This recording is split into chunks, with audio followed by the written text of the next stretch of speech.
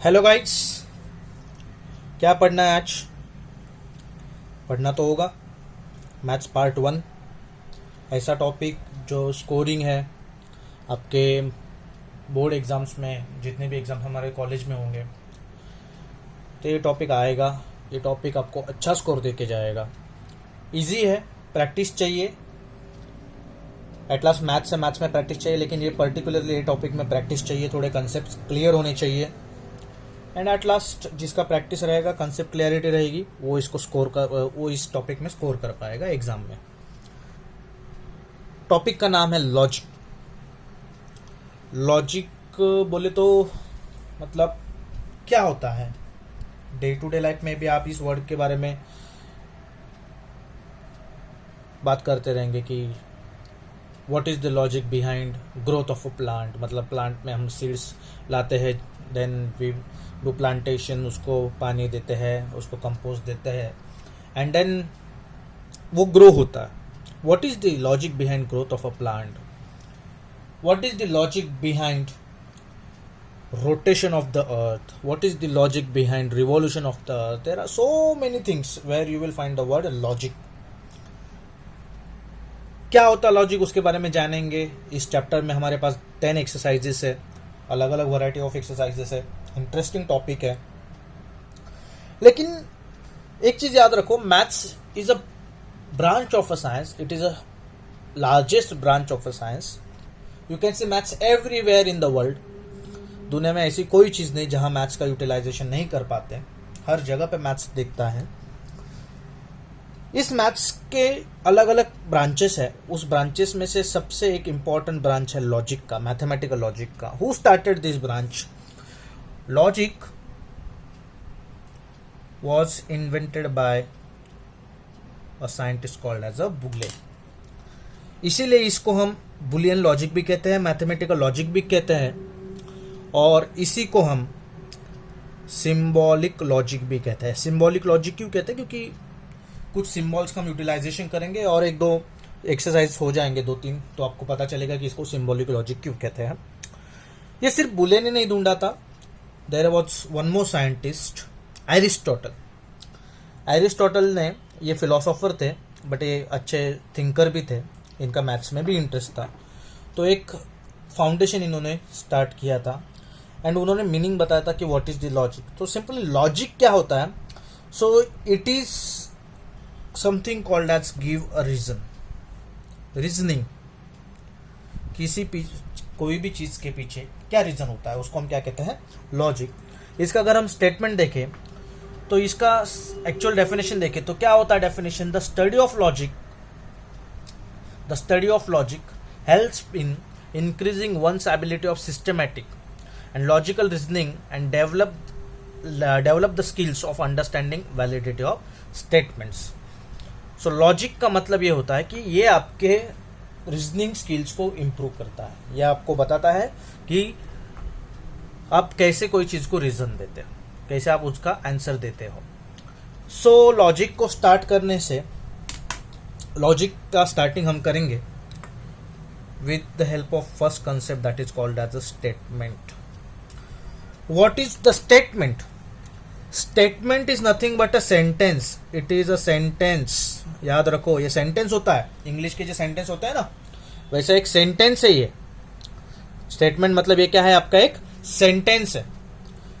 ऐसा सेंटेंस जिसका एक तो वैल्यू ट्रू होगा या इसका एक तो वैल्यू फॉल्स होगा, बट दोनों एट अ टाइम होने वाला नहीं, नॉट टुगेदर। कोई सेंटेंस कभी भी ट्रू भी होगा और फॉल्स भी होगा, ऐसा होता नहीं है। सेंटेंस कैन बी ट्रू और can be false. When sentence is true और false, then that sentence is called as a statement. It is a statement in mathematical logic. Remember this thing. So what is the example of statement? So I will say the first example. Every even number is divisible by 2. क्या आपको definition पता है even numbers की? ऐसे number जो 2 से divide होते हैं। तो मैंने वही लिखा है। ये ट्रूथ है। Yes, this sentence is true. ये सेंटेंस है और ये ट्रू है, इसके लिए ये क्या हो जाएगा, आपका स्टेटमेंट हो जाएगा। मैं और एक सेंटेंस लिखता हूं, सन सेट्स इन ईस्ट, सूर्यास्त ये पूर्व दिशा में होता है। सन सेट्स इन ईस्ट, कुछ तो भी गलत लग रहा है ना। Sun sets in east sentence है, इसका वैल्यू क्या है, फॉल्स है। इसका वैल्यू क्या है, फॉल्स है। ये सेंटेंस है, इसका वैल्यू फॉल्स है। क्यों? क्योंकि सन सेट्स इन वेस्ट होना चाहिए, लेकिन यहाँ पे क्या है, ईस्ट है। तो ये सेंटेंस है, लेकिन ये कैसा है, फॉल्स है। तो ये स्टेटमेंट भी हो गया, क्योंकि इसका वैल्यू, ट्रूथ वैल्यू क्या आएगा, फॉल्स आएगा। कुछ और सेंटेंस के बारे में मैं बात करूंगा। May God bless you, may God bless you, ये सेंटेंस है in English, it is a sentence, but here it is neither true nor false. क्यों? क्योंकि एक्सक्लेमेटरी, आप किसी के बारे में सद्भावना व्यक्त कर रहे हो, you are giving wishes to somebody, you are blessing to somebody. It is a sentence, but it is not a statement. It is not a statement. As it is not statement because it is not having value true or false. It is giving, you are giving wishes. I will give you another. Why are you not studying? घर में आपको ये sentence सुनाई देगा भी, क्योंकि आप 12th standard में हो। घर वाले पूछेंगे why are you not studying, क्योंकि उनको आपसे बहुत अच्छे एक्सपेक्टेशंस है। As a teacher I know you guys will score as much as possible by you, give your efforts. Come back to logic, why are you not studying, why are you not studying, it is a sentence, yes it is a sentence, but this sentence doesn't have a value true और false, because it is a question, you are asking someone why are you not studying, you are asking someone, as it is a question mark, it is a question, it is a sentence but not a statement. One more sentence I will give you, don't go outside. Why don't go outside? Because there is a corona. Don't go outside, it is a sentence, but you are telling someone, you are giving instructions, you are requesting, you are suggesting, don't go outside. This is again not a statement, because it will not have a value true or false. Having exclamatory mark at the end, this sentence becomes exclamatory sentence. Having question mark at the end, this sentence becomes interrogative sentence. Having giving a order, giving a suggestion, giving a request, this type of sentences are imperative sentence, and these three types of sentence can never be a statement. It can never be a statement. Remember these things. So what is statement? It is a sentence. Sentence can have true or false values, but not both together. This is called as a statement. Exclamatory, interrogative and imperative sentences can never be a statements in maths. Remember this thing. Now we will move ahead. One more thing I want to tell you. Statements are always represented by small letters P, Q, R, X, Y, Z, A, B, C. Any letters you can write as a statement, but in a small letters. Remember this thing. Next part is truth value. Next part is truth value. Truth value of a statement. What is the truth value of a statement? कुछ नहीं, ये बहुत simple है। Truth value मतलब क्या? Statement है, statement का एक तो वैल्यू ट्रू होगा या एक तो वैल्यू फॉल्स होगा। ट्रू होगा तो कैपिटल टी लिखेंगे, फॉल्स होगा तो स्मॉल कैपिटल एफ लिखेंगे। Capital T capital F represents the truth value of statement. कोई भी सेंटेंस एक तो ट्रू होगा नहीं तो फॉल्स होगा। जैसे कि अभी हमने देखा every even number is divisible by 2, it is true because it is universally accepted. Sun sets in east, it is false because it is not accepted in the universe. What is accepted? Sun sets in the west. So one is true, one is false. When it is true you can write capital T, when it is false you can write capital F. So this is something called as a truth value. We will move to the important part, and it is confusing one also, but if you study nicely you can understand this one.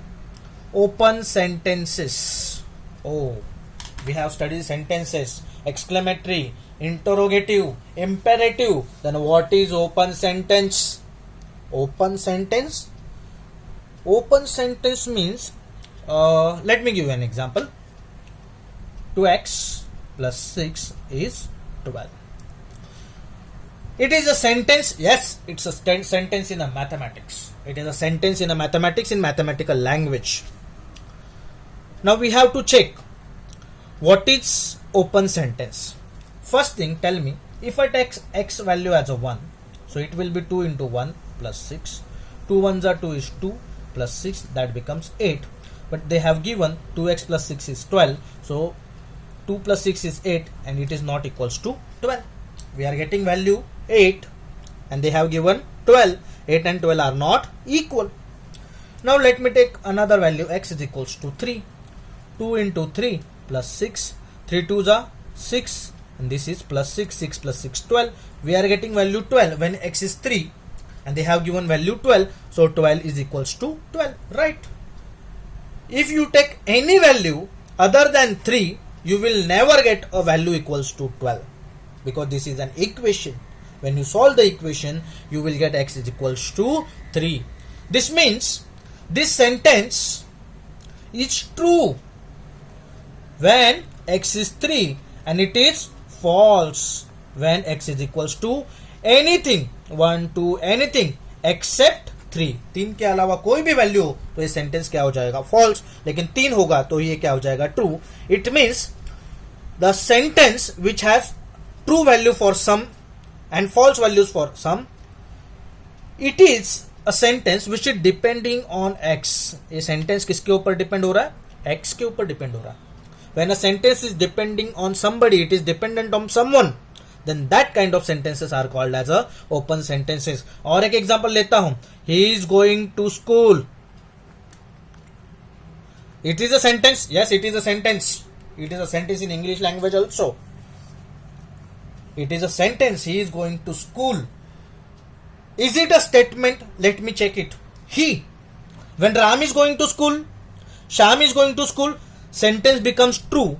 But when Gita is going to school, we have used he there and she, Gita is she. She is a girl.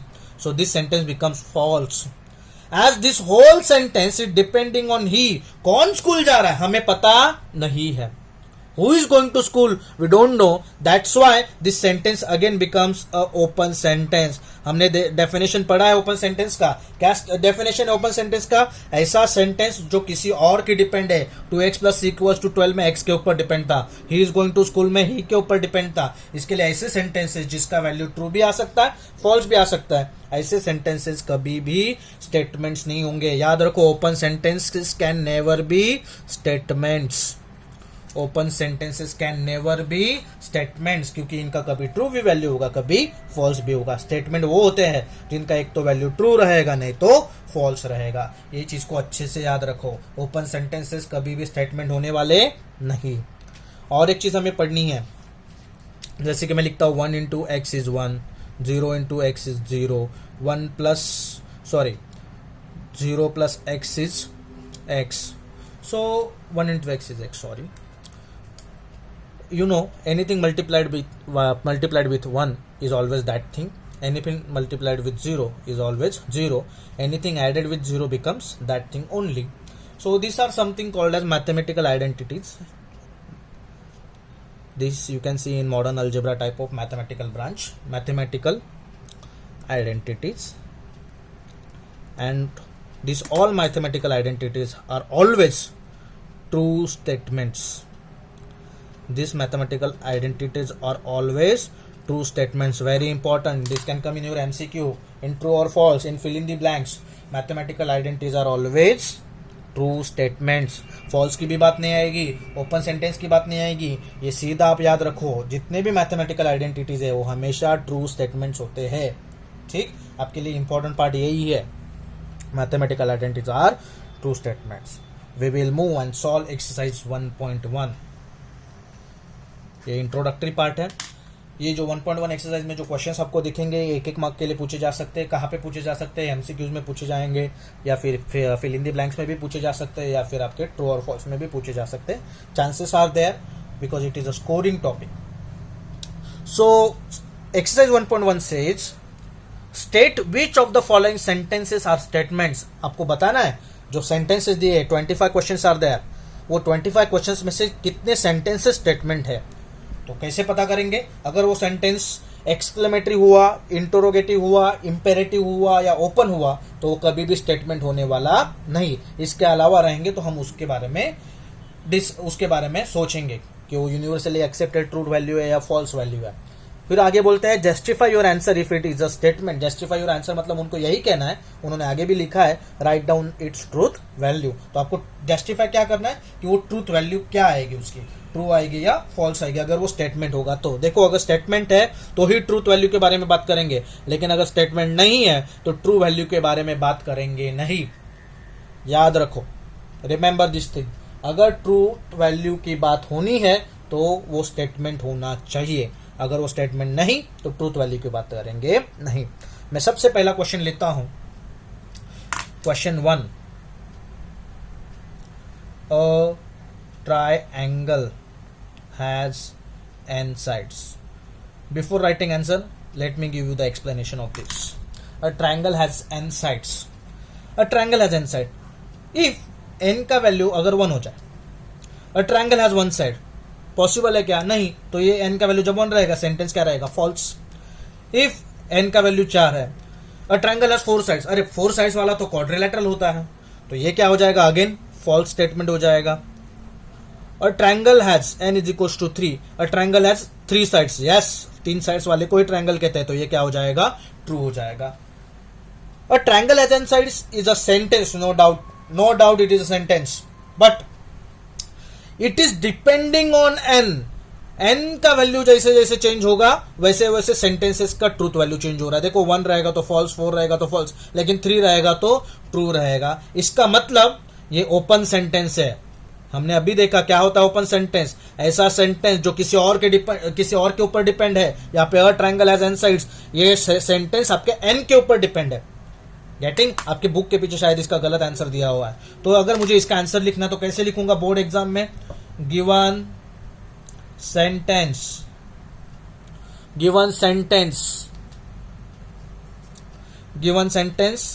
Is an open sentence. ये open sentence है, hence open sentence कभी भी statement नहीं होते, इसके लिए hence it is not a statement. ये statement नहीं है। अगर स्टेटमेंट नहीं है तो इसकी ट्रूथ वैल्यू और फॉल्स वैल्यू के बारे में बात करेंगे नहीं। ये जो मैंने ट्रूथ फॉल्स लिखा है ये एक्सप्लेनेशन है, लेकिन आपको आंसर में इतना ही 2 लाइंस लिखना है, ज्यादा कुछ लिखने का नहीं। 1 मार्क घर पे लेके जाओ आराम से।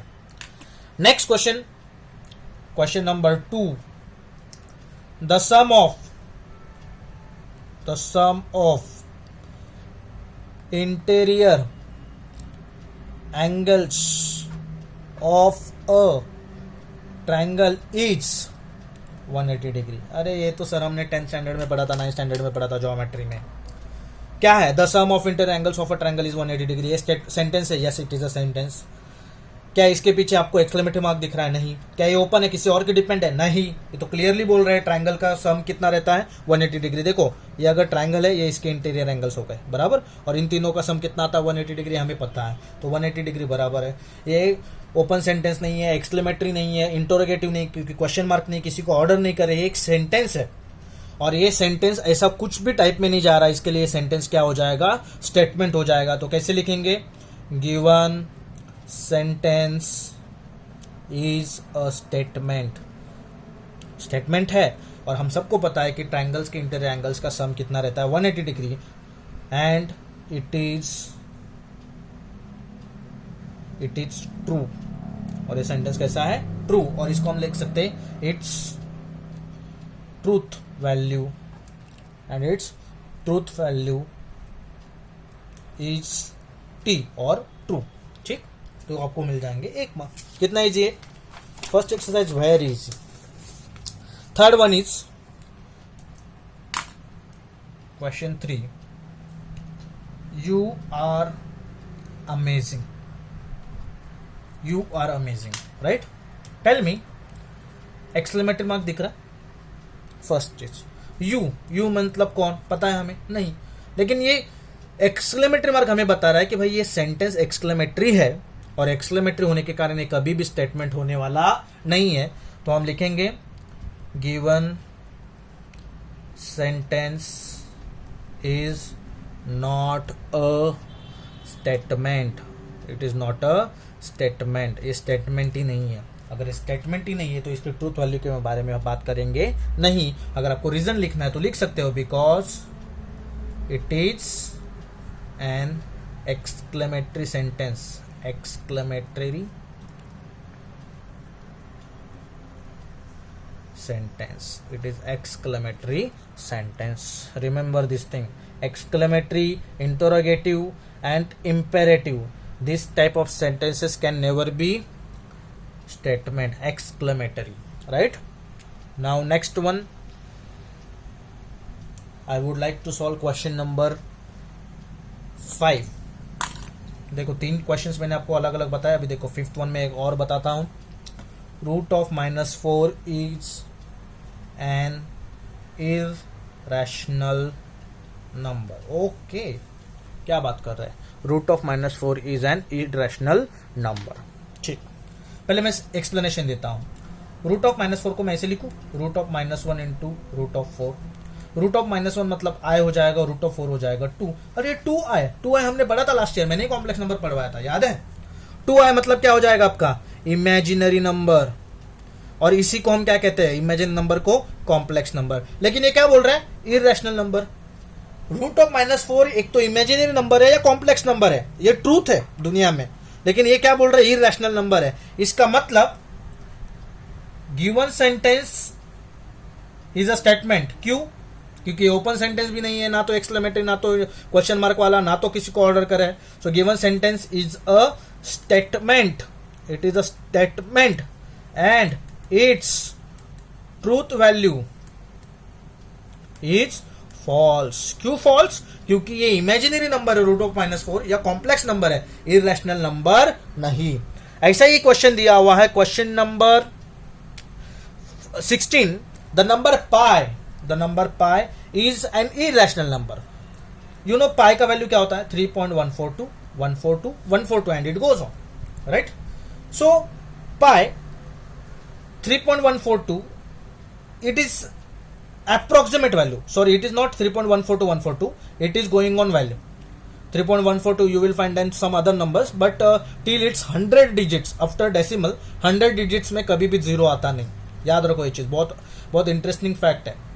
3.142, it is continuously repeating number, after 100 digits it will again repeat. We know irrational numbers are those after decimal you will find repetitive numbers, right? So pi is irrational number, it is a true statement, it is a true statement. Remember, one more is there, 3 plus 5 is greater than 11. I think question number is 15.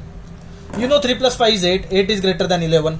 This sentence is not an open sentence because you will not find x or anything there. It is clear cut, 3 plus 5 is 8, 8 is greater than 11, right? But we know universally 8 is not greater than 11, hence this sentence becomes statement and it is not a true, it is a false sentence. It's statement, it is a false statement. 8 never be greater, can never be greater than 11. We know the mathematics very well, right? So this way there are some other questions also, you can solve them. If you find any difficulty you can ask me at any time. I would like to give you the homework. Homework क्या रहेगा, देखो ज़्यादा बड़ा नहीं रहेगा। Homework activity solve करनी है आप लोगों को। एक्टिविटी कौन सी एक्टिविटी सॉल्व करनी है, जो पेज नंबर 2 पे है, मैथ्स पार्ट 1 के बुक पे पेज नंबर 2 पे है, इसी एक्सरसाइज से रिलेटेड है, ठीक। फिर आपको एक्सरसाइज 1.1 के कौन से क्वेश्चन सॉल्व करने में बताता हूँ। एक्सरसाइज 1.1 के आपको सॉल्व करने हैं